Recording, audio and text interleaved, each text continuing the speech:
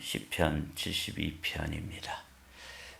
시편이 5권으로 되어 있는데 오늘 72편이 이제 2권의 마지막 성경입니다. 시편 72편 1절에서 11절 자녀의 행복을 위한 기도 이런 제목으로 말씀을 나누도록 하겠습니다. 1절 말씀 우리 한 목소리로 받들어 읽겠습니다. 시작. 하나님이여 주의 판단력을 왕에게 주시고 주의 공의를 왕의 아들에게 주소서. 아멘. 이게 이제 표제어가 솔로몬의 시로 되어 있는데 실제로 이제 맨 마지막 절이 20절인데 20절에 보면은 이새의 아들 다윗의 기도가 끝나니라 이렇게 되어 있어요. 그러니까 표제어와 또 맨 마지막 절이 서로 모순되죠. 솔로몬의 시라고 되어 있는데 제목은 또 끝에 가서 결론은 이새의 아들 다윗의 기도가 마쳤다. 이렇게 되어 있으니까 이게 앞뒤가 맞질 않잖아요. 그래서 이제 학자들은 어떻게 이렇게 됐을까 하고 연구를 하면서 그런 그 모순 불일치를 어떻게 해석하는가 봤더니 이 표제어가 솔로몬의 시라고 되어 있는데 이거는 어떻게도 해석되어질 수 있냐면 솔로몬을 위한 시라고 해석되어질 수 있다는 거예요.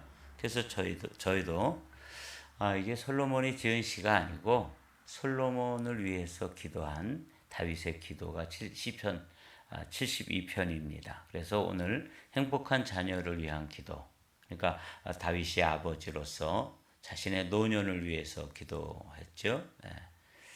노년을 위해서 우리도 기도의 제목을 나누었던 것처럼 이번에는 또 그 노년의 마지막으로 솔로몬을 위해서 자신의 아들 왕위를 이어갈 솔로몬을 위해서 기도하는 그 기도의 모습 오늘 살펴보면서 우리는 그럼 어떤 기도를 할 것인가?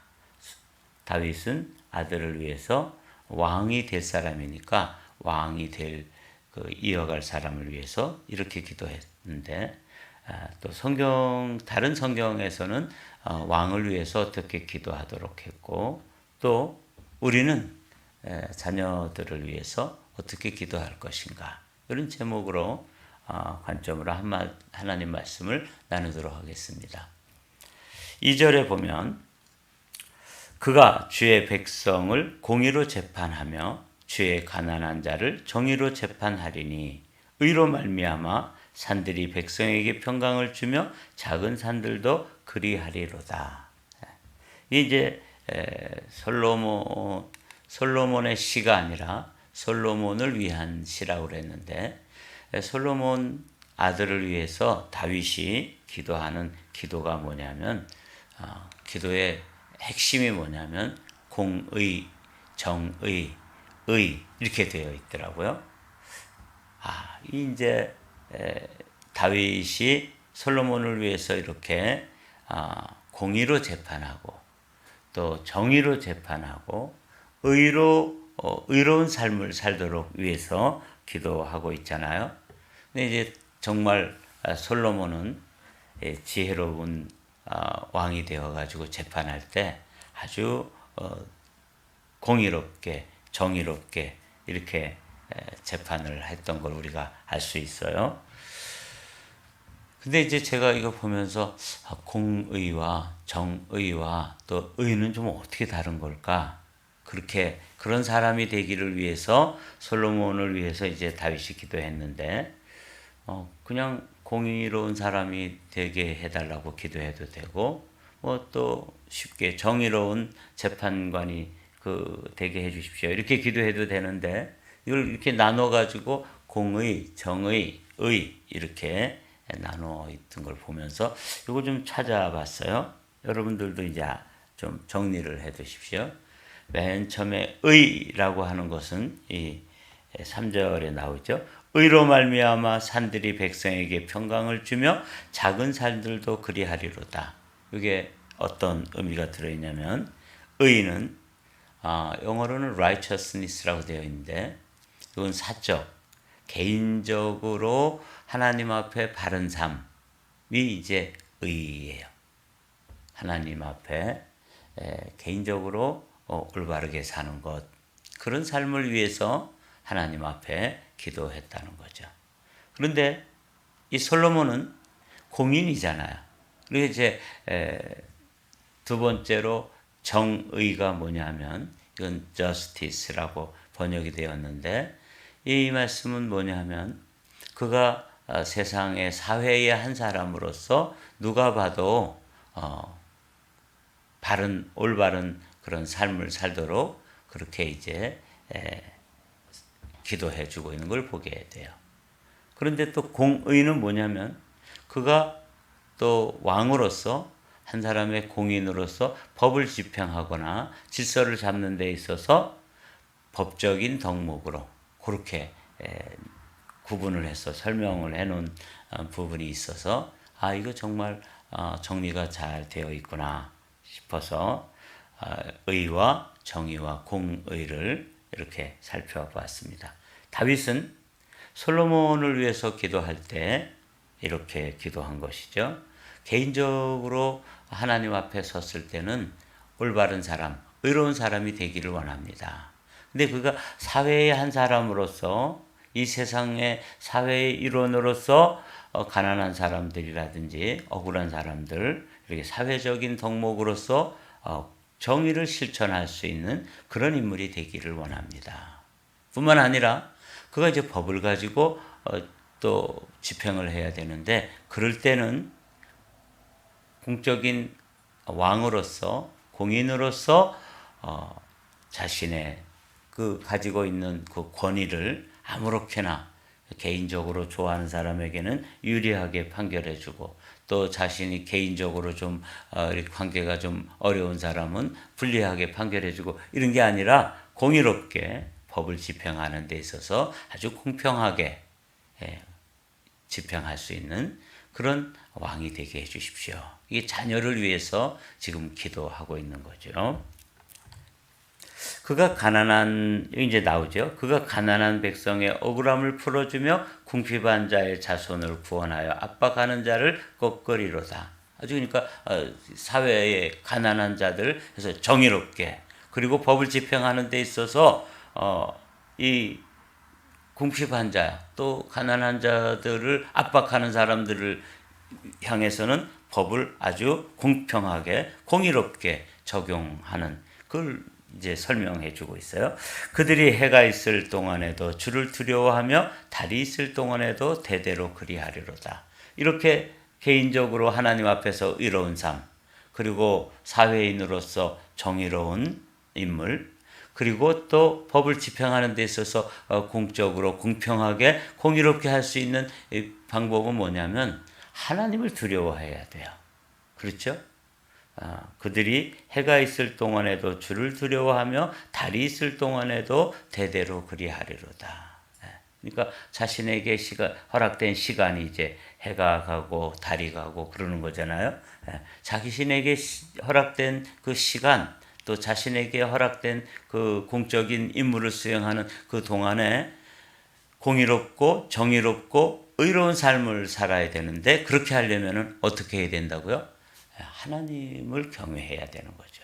주를 두려워한다. 이 참 중요한 제목인 것 같아요. 그래서 다윗이 솔로몬을 위해서 기도할 때, 하나님, 우리 아들이 이제 왕이 될 텐데 하나님 앞에서 의롭고 또 법을 집행하는 데 있어서는 공의롭고 사회의 한 사람으로서는 정의로울 뿐만 아니라 이 일이 이루어지려면 하나님을 두려워할 줄 알아야 되는 것이죠. 경외하는 삶을 위해서 기도하고 있습니다. 그는 벤풀 위에 내리는 비같이 땅을 적시는 소낙비같이 내리리니 그의 날에 의인이 흥왕하여 평강의 풍성함이 달이 다할 때까지 이르리로다. 그래서 마치 풀 위에 땅을 적시는 이른 비와 늦은 비가 하나님의 은혜를 상징하잖아요. 이건 이스라엘 사람들은 늘 이 비를 가지고 하나님의 은총을 상징하는데, 다윗이 솔로몬을 위해서 생각할 때 이 땅에 마른 땅에 이른 비처럼 또 늦은 비처럼 싹이 나게 하는 비 그리고 결실하게 하는 비처럼 이렇게 땅을 적시는 소낙비와 같이 은혜의 사람이 되기를 원합니다. 사람들에게 이렇게 정말 공의롭고 정의로운 그런 인물이 되기를 기도하고 있잖아요. 그렇게 될 때 의인이 흥왕한다. 평강의 풍성함이 달이 다할 때까지 그가 치리하는 기간, 그가 섬기는 기간 동안에 의인이 흥왕하게 되는 것이죠. 왜?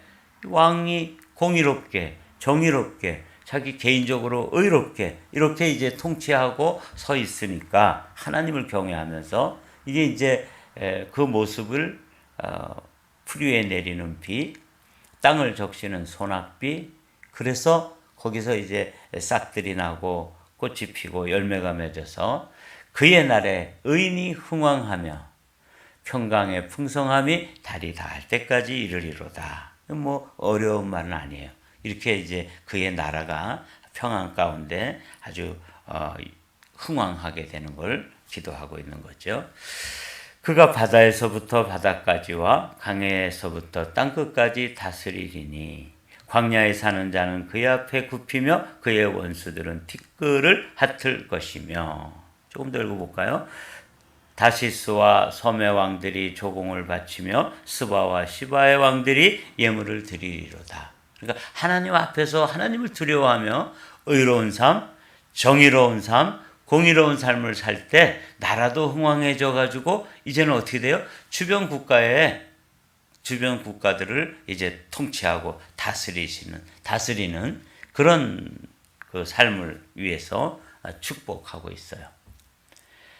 모든 왕이 그의 앞에 부복하며 모든 민족이 다 그를 섬기리로다. 그래서 이제 어떤 그 학자들은 이건 이제 솔로몬을 위해서만 기도하는 게 아니라 사실은 이 다윗이 자신의 아들을 위해서 기도하지만 다윗의 후손으로 오실 메시아도 이렇게 공의와 정의와 의를 가지고 통치하며 그리고 그의 통치를 통해서 많은 백성들이 와서 다 무릎을 꿇고 경배하는 그런 모습까지도 예언적으로 그리고 있다. 이렇게 이제 해석하고 있더라고요. 저는 이 말씀을 여기까지 이제 원래 20절까지 되어 있는데 여기까지 보면서 모세가 또 백성들을 이제 왕이 세워지면 왕이 어떻게 해야 된다 하는 걸 가르쳐 준 대목이 있어서 신명기에 있는 말씀을 여러분과 함께 나누기를 원합니다. 사실 이제 우리 자녀들이 이 땅에 살아가는데 사실은 자기가 왕이잖아요. 그렇죠? 마치 처음 사람 아담이 에덴 동산에서 혼자 있을 때 자기가 왕이었어요. 하나님께서 생육하고 번성하고 그 다음에 다스리라. 통치하는 그런 권세를 그에게 주셔서 왕으로 주셨는데 이 우리 자녀들도 사실은 다 왕이에요. 우리도 왕이고 왕 같은 제사장이기도 하고 우리가 왕이잖아요. 그런데 우리는 어떤 왕이냐면 우리가 왕이지만 내가 왕으로서 내 위에 또 다른 왕이 계신다. 요걸 잊지 않고 살아야 되는 것이죠. 여기 이 모세가 신명기에서 가르쳐주고 있는 것도 그걸 가르쳐주고 있더라고요. 그가 왕위에 오르거든 이 율법서의 등사본을 레위 사람 제사장 앞에서 책에 기록하여 평생에 자기 옆에 두고 읽어 그의 하나님 여호와를 경외하기를 배우며 이 율법의 모든 말과 이 규례를 지켜 행할 것이라. 그러니까 이제 왕들이 세워질 텐데 이제 사사시대를 지나고 이제 왕정시대가 될 텐데 그 왕이 세워지면 그 왕은 자기가 그냥 이제 더 이상 자기 위에 아무도 없게 아나무인격으로 나라를 통치하고 다스릴 게 아니라 어떻게 하라는 거예요?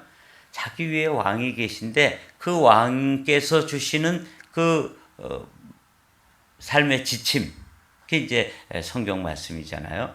어떻게 왕으로서 나라를 다스리고 또 왕으로서 하나님 앞에 서서 섬겨야 하는지 그거를 이제 가르쳐주고 있어요.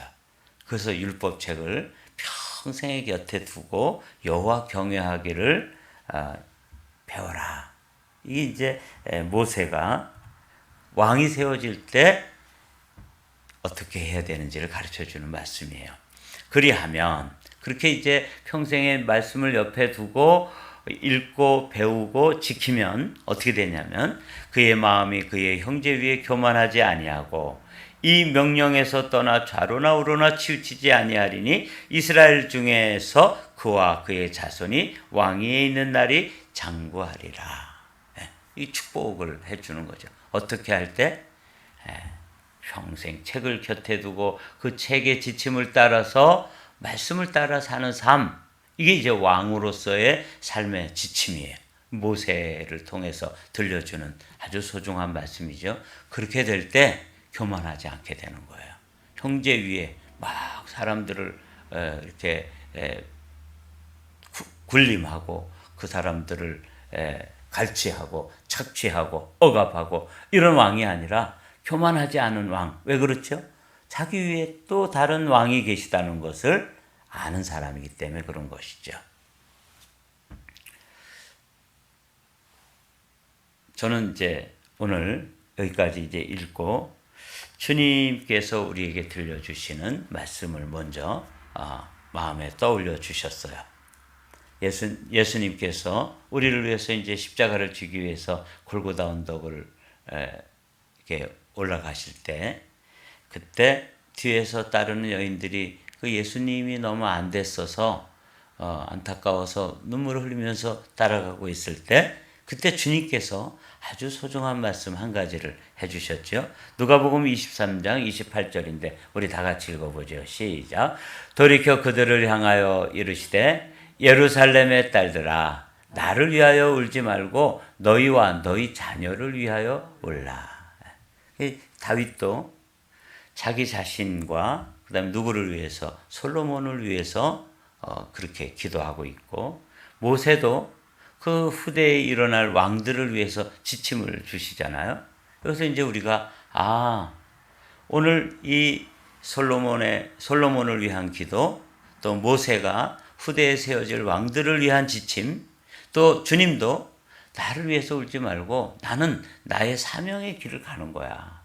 지금 채찍에 맞고 또 힘이 없어서 십자가를 지고 가다가 쓰러지고 넘어지고 이래서 참 모양이 우습게 이렇게 지금 그 길을 가지만, 사실 나는 이 온 인류가 죄 때문에 받아야 될 그 죄의 짐을 대신 지고 가는 것이기 때문에 나는 불쌍해 보이지만 사실 불쌍한 거 아니다는 거죠. 그래서 나를 위해서 울지 말고 너희 자신의 믿음, 앞으로 이제 세대가 점점 험악해지고 또 완악해지고 죄가 관영하고 이런 세대에 살 너희와, 그리고 너희 자신들이 어떻게 믿음을 지키고 내가 가르쳐준 그 삶의 그 지침을 따라서 살 수 있을지를 위해서 기도하라. 그렇게 이제 말씀해 주신 거죠.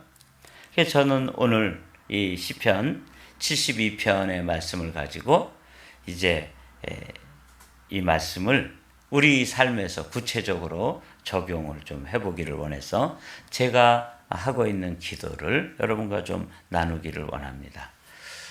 저는 이제 자녀들을 위해서 기도하거나 또 여러분들의 가정의 자녀들을 위해서 기도할 때 이렇게 기도하고 있습니다. 제가 이제 인생을 이제 여기까지 살아보니까 인생의 가장 중요한 것이 만남이다, 이런 생각을 했어요. 그래서 만남, 행복한 만남, 복된 만남을 위해서 우리가 자녀들을 위해서 기도해야 된다. 나 자신을 위해서도 기도하고 자녀들을 위해서 기도해야 되는 거죠. 왜냐하면 주님께서 뭐라고 말씀하셨어요? 너희와 너희 자녀를 위해서 울며 기도하라고 말씀하셨으니까 우리도 우리 자신을 위해서 또 우리 자녀들을 위해서 기도해야 되는데, 오늘은 요 4가지 기도 제목을 나누기를 원합니다. 첫 번째, 파란 하이라이트 읽어볼까요? 시작. 인생길에서 벗삼아 지낼 수 있는 친구를 위해서, 이런 친구를 만나기 위해서 나 자신도 기도하고 자녀들을 위해서도 기도하는. 이 친구 안에는 정말 이 친구도 있지만 누가 있냐면 배우자가 있어요. 여러분 이 배우자를 위해서 꼭 기도하셔야 됩니다. 특별히 아직 결혼을 하지 않은 자녀들이 있으면 하나님께서 정말 친구처럼 벗삼아 대화가 되어지고 소통이 되어질 수 있는 배우자를 만난다는 것, 친구와 같은 배우자를 만난다는 건 복 중의 복이지요. 그래서 여러분 인생길에서 벗삼아 지낼 수 있는 친구를 만나게 해 주십시오. 우리도 그렇고 또 우리 자녀들도 그렇고 위해서 이 아침에 한번 기도로 실습해 보시자고요. 빨간 하이라이트 다 같이 읽어보겠습니다. 시작. 일생을 본받을 만한 스승. 예. 요 스승은 학교에서는 선생님이고 교회에서는 목회자예요. 목회자는 성도들을 잘 만나야지 목회가 복된 목회가 될 수 있고, 성도들은 특별히 이 마지막 시대의 성도들은 이 목회자를 잘 만나야 돼요. 영적 지도자죠. 여러분 작은 목장에서도 목자를 잘 만나야 되잖아요. 그렇죠? 그런 것처럼 이 만남의 복 중에 두 번째로 우리가 구해야 되는 것은 배우자와의 만남, 좋은 친구들과의 만남, 이런 친구들을 만나는 일도 중요하지만 스승과의 만남, 영적 지도자, 또 좋은 목회자, 좋은 선생님을 만나도록 여러분들이 기도해 주셔야 됩니다. 특별히 어릴수록 좋아요. 여러분 이제 막 태어나가지고 이제 아장아장 걷는 아이들을 위해서 여러분이 기도해 주실 때 하나님 이 어린아이가 자라나서 좋은 친구, 좋은 배우자 만날 수 있도록 축복해 주십시오.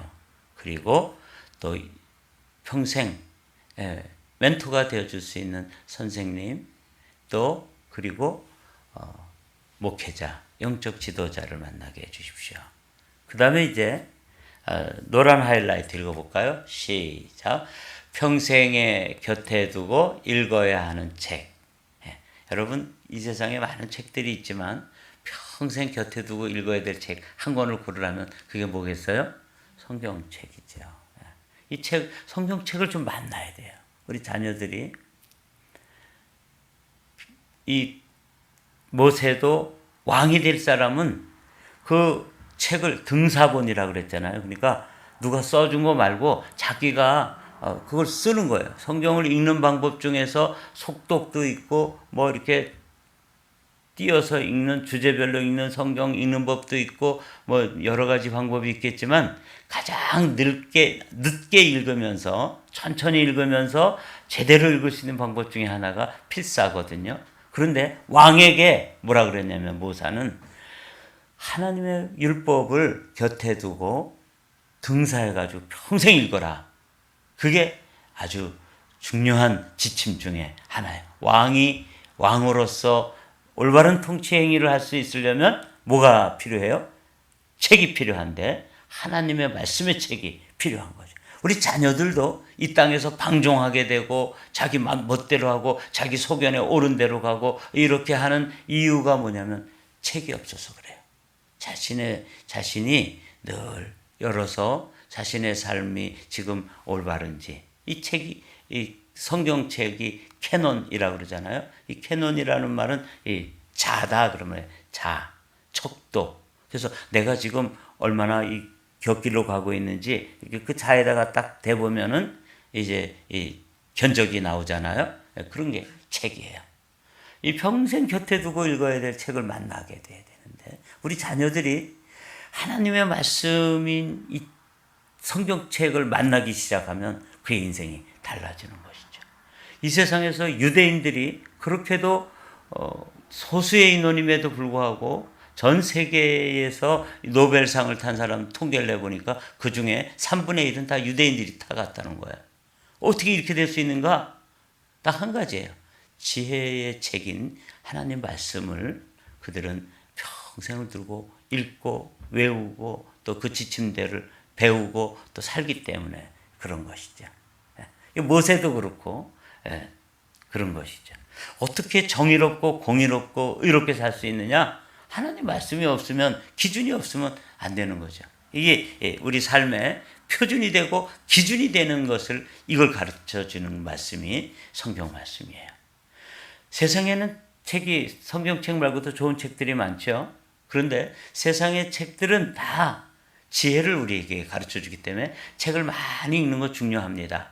그러나 성경책은 그런 세상이 주는 책들이 제공하는 지혜도 주지만 일반적인 지혜뿐만 아니라 무슨 지혜를 주냐면 생명의 지혜를 주는 거예요. 영생에 이르게 하는 지혜를 주기 때문에 여러분 평생 곁에 두고 읽어야 할 책을 만나도록 기도할 때 여러분 성경책을 자녀들이 읽고 그게 평생 곁에 두고 지침이 될 만한 그렇게 읽어야 된다는 것을 꼭 가르쳐주고 또 암송시키고 그렇게 하자고요. 제가 요즘 우리 단이가 이제 교회에 나오잖아요. 단이를 위해서 제가 그 엄마한테 얘기해 줬어요. 말씀을 암송시켜라. 그러면 아주 탁월한 인물이 될 수 있다. 그 이제 실천하고 안 하고는 그 엄마 아빠의 몫이지만 그렇게 제가 지침을 줬어요. 여러 번 할 거예요. 왜냐하면 우리 벌써 자녀들이 다 커가지고 이제 머리가 커가지고 말도 안 듣지만 요건 뭐 지금 새싹과 같고 아주 백지 도화지와 같은데 거기다가 무슨 그림을 엄마 아빠가 그리냐에 따라서 그 인생이 달라질 텐데 평생 곁에 두고 읽어야 할 책을 암송시키고 읽어주고 그래서 읽어주라 그랬어요. 로마서 8장을 외우면서 또 아이에게도 암송시키라고. 지금 그 아이가 어떻게 암송하겠어요? 그러나 수없이 듣다 보면 그 아이도 이제 그 말씀에 익숙해지고 그렇게 그 말씀을 지침을 따라서 인생을 살아갈 수 있는 것이죠. 그 다음에 이제 정말 중요하기 때문에 맨 마지막에 두고 저는 기도해요. 다 같이 읽어보실까요? 맨 마지막 절 시작. 경외함으로 예배해야 할 하나님. 네, 이거예요. 우리 자녀들이 만남 중에서 좋은 친구를 만나고 좋은 영적 스승이나 또 선생님을 만나는 일, 그 다음에 성경책 가운데서 정말 만나야 될 게 뭐냐면 누구예요? 하나님이에요. 예수 그리스도를 인격적으로 만나지 않으면 그 인생이 행복해질 수가 없는 거죠. 그래서 오늘 아침에 다윗도 자녀들을 위해서 특별히 솔로몬을 위해서 기도하는 게 72편이고 모세도 신명기에서 마지막 자신의 삶이 마감되어질 때 앞으로 왕이 세워질 텐데 왕을 위해서 기도하고 있는 모습, 지침을 주고 있는 모습 본 것처럼 이 아침에는 이 네 가지를 여러분들이 잘 적용하면서 오늘 아침에 우리가 서로를 위해서 또 자녀들을 위해서 한번 기도해보고 그리고 이 기도를 좀 입에 이렇게 오를 정도로 반복해서 하면서 여러분 자녀들의 이름 한 사람 한 사람을 떠올리면서 이 기도로 그들을 축복하고 기도하는 어머니, 기도하는 아버지가 되시기를 주님의 이름으로 축복합니다.